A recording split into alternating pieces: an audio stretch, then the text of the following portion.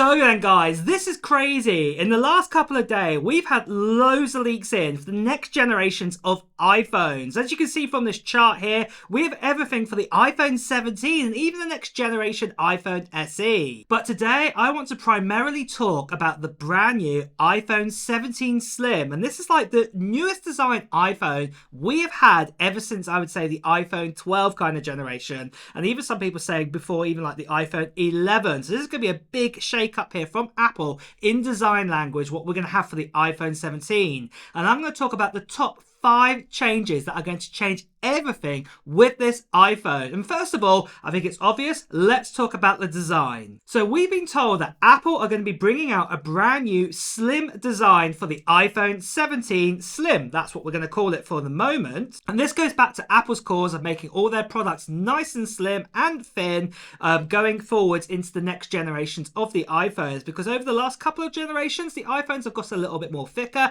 and I think Apple just want to reverse that. And in fact, we actually had an experience of this recently this year with the iPad Pro. The iPad Pro got even slimmer this time round compared to the last few generations. And obviously that's because of its brand new design, as you can see right here. And this paired with TSMC's brand new kind of socks, or whatever you want to call them, chipsets, and then being even more efficient now as we go into the future. This doesn't cause as much heat generating, and for all this, Apple can actually slim down on their design. And also, like I said, because they're even more efficient here, this means then the battery life can also be around the same as what we got right now. But the main thing is the phone design is going to get slimmer. But how much slimmer, you may say? Well, we don't actually know the exact kind of measurements at this point, but what I would say is probably compared to, say, the iPhone 16 Plus as a good benchmark there, because this is in essence the phone it's going to replace. We're not going to get an iPhone 17 Plus next year, as you can see from this chart right here. I would probably say we're probably looking between, say, 10 to 20% kind of slimmer design than what we have with, say, the iPhone 16 Plus that comes out this year, what's obviously based on the iPhone 15 Plus that we have right at the moment. So then guys, I don't know about you, but whenever I get a free minute to, I don't know, upload a new video to you guys or things like this, and I like to just have a bit of a time to myself, I like to actually play Matchmasters, what's this really new, great, addictive game. What's great to play when you only have like a few minutes to play an actual game.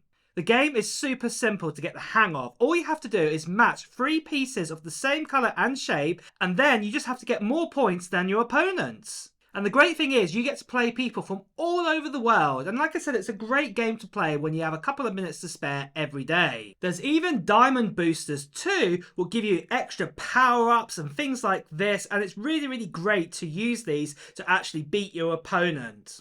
And then, like I said, when you actually beat your opponent, you get really addictive to just play another game again, especially with all of the other kind of boosters and things like that, what are really, really awesome inside of this game. And you never know, my next actual opponent to play against might actually be you if you download this game right now. So, what are you waiting for? Download the game right now, and as you've seen throughout this whole advert, you might have seen that QR code, so all you have to do is just scan that with the camera on your phone, whether this be Android or iOS, and then you can actually get the game right now, and you can play the likes against people like me and other people from all over the world. So whatever you do, make sure that you download this game right now, and all the details and more information about it are in the description of this video too. And with that, let's return back to the main video. But then moving on to the second big change is all to do with the screen technology, what's going to be in this iPhone 17 Slim. So what's most likely going to happen is this new kind of iPhone, it's going to be a screen size of 6.65 inches. And if you know your iPhone maths already, you will know this is just slightly smaller than, say, the current iPhone sort of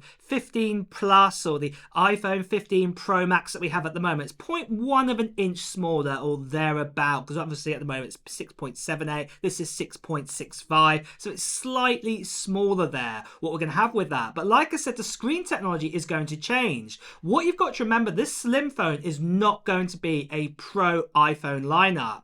It's basically an enhanced version of the iPhone 17. And as you see from this chart here, the iPhone 17 is still going to exist exist in 2025. And the Slim, like I keep saying, is going to replace the likes of, say, the iPhone 16 Plus, the iPhone 15 Plus kind of range. That Plus series is going to completely go a brand new sort of advanced version of that. But the other difference, though, with this screen is that it's also going to be one of the first iPhones out there to be a non-Pro iPhone, but will actually have Pro Motion Display, what is really exciting to see. This has only been exclusive for anything with a Pro name next to it. So this Slim model is also going to get a Pro display, what is absolutely awesome to see. We've been told that the actual display is also far less reflective. It will have a kind of a brand new kind of layer skin over the top of it and a kind of anti-reflector, so you'll be able to see your screen even more clearer, what is really, really good to see there. But overall, like I said, imagine what you've got with an iPhone sort of 15 Pro Max, or say, like I said, an iPhone 15 Plus, just slightly smaller there in the actual screen side, but obviously far thinner, as we talked about already with the actual design. But next of all, something else that's going to be changing is underneath the hood of the actual iPhone itself. And before we start talking about cameras and everything there, because you'll see how this relates in a minute,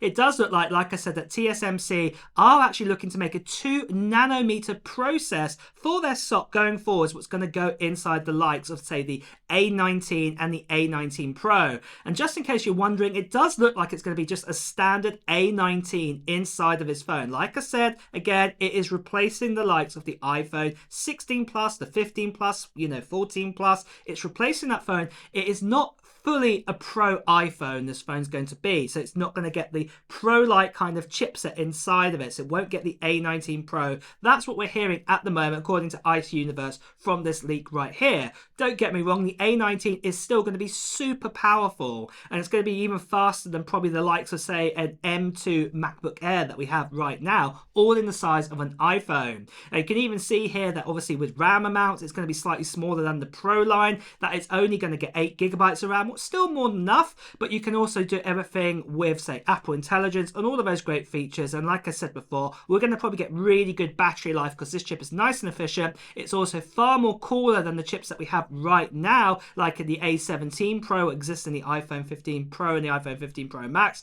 so no need to worry there. And we've seen evidence of this with TSMC, with the likes of, say, the M4. Obviously that is made on a 3nm process, but a new version of that, and that's keeping nice and cool in a thin design. So there's a lot of confidence there that going forwards with this new slim design iPhone, that we're going to have a fast, efficient A19 inside of it, paired with 8GB of RAM too. Then next of all, let's talk about the biggest change, that's the most obvious one on the back of this iPhone, and that's all to do with the cameras. So the cameras are going to be relocated on the back here, looking very similar, I'd say, to the Pixel kind of line. They're going to be like in a bar going across, and this will work with, say, with spatial vision and, things like this, because obviously they have to have the actual cameras kind of sort of vertical, horizontal line. They can't be diagonal. So this is really, really good here. But what I would say with this camera setup on the back, it's either going to be a double or triple like these renders that you can see right here.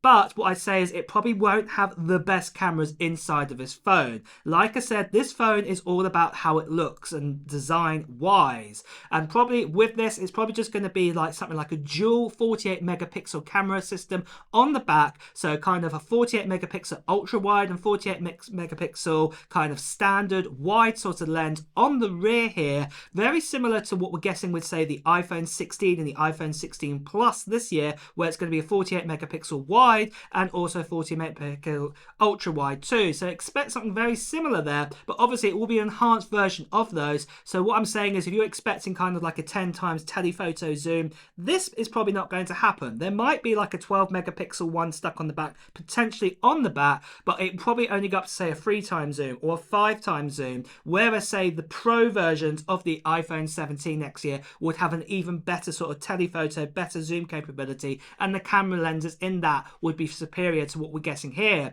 But the main difference is that the design is changing to this bar kind of design, and also very likely that the front selfie camera could also be changing, and this could be a 24 megapixel camera. And finally, this might actually be kind of like a pill sort of circle design now, far smaller dynamic island than we have right now, and maybe Apple could put the Face ID under sort of the screen kind of technology, hide it away there, and that would be really, really cool to see. But we'll just have to wait and see here as more leaks and rumors come out for this iPhone. But then for the price then, well, the good news is Ice Universe has given us a rough idea of what the price is going to be on this iPhone 2. As you can see right here, it's going to cost around about $1,299 and this would be for the base model. And do remember guys, this would actually effectively be more expensive than the likes of say the iPhone 17 Pro Max, will probably actually have more RAM in it, have the A19 Pro inside of it, be more superior in lots and lots of different ways,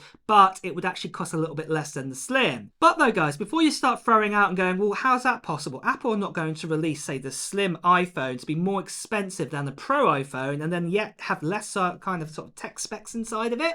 Well, I hate to say this, Apple have done this in the past. So if you go back many years ago, I'm talking about 15, 16 years ago, we used to have the MacBook. This was that plastic white unibody, or even before the unibody, and we had also the MacBook Air, and we also had the MacBook Pro. And funny enough, the MacBook was obviously the cheapest. It was the plastic white unibody one, and yet that was more powerful than the MacBook Air. Yes, it was cheaper. Then we also had the likes of the MacBook Pro, the 13-inch model, and then that model was even more powerful than the MacBook and also the MacBook Air, but yet the MacBook Air was more expensive than the base configuration of the MacBook Pro. And that might sound really, really odd to you, but the main thing is because Apple were promoting that the MacBook Air was slim, it was sleek, it had really, really cool kind of design to it, and that you're paying for that kind of thinness and that kind of new design kind of technology that they had just brought out at that time. And I think this is a repeat here where Apple are doing exactly the same with the iPhone 17 Slim. It's going to cost more than a Pro Max, yet still it's not going to have all the best technologies inside of it. But the main trade-off is that you're getting that new design, and also at the same time is that you're getting a sort of a slimmer phone, and you can show this off. That's going to be the main kind of sort of showcase of this phone. Don't expect it to be the most powerful iPhone out there on launch. But like I said, things still could change in the future with specs and things like this. But like I said, this has happened in history before with Apple where they've done such a thing like this. So just be warned that that could happen. If you still want the best iPhone out there, it probably will be the iPhone 17 Pro Max. But really guys, that is everything we have on the new iPhone 17 Slim. Are you excited about this iPhone? Are you going to be getting your hands on it when it comes out, or maybe you're going to get a different iPhone then? Let me know your thoughts in the comments below. And also guys, it's time to wrap up this video, so if you have enjoyed watching it, do press the like button. Also, you want to hear the latest Apple news, reviews and comparisons, make sure you subscribe to the channel and also hit that notification bell too. Until next time guys, I'll see you really soon. Take care. Bye bye.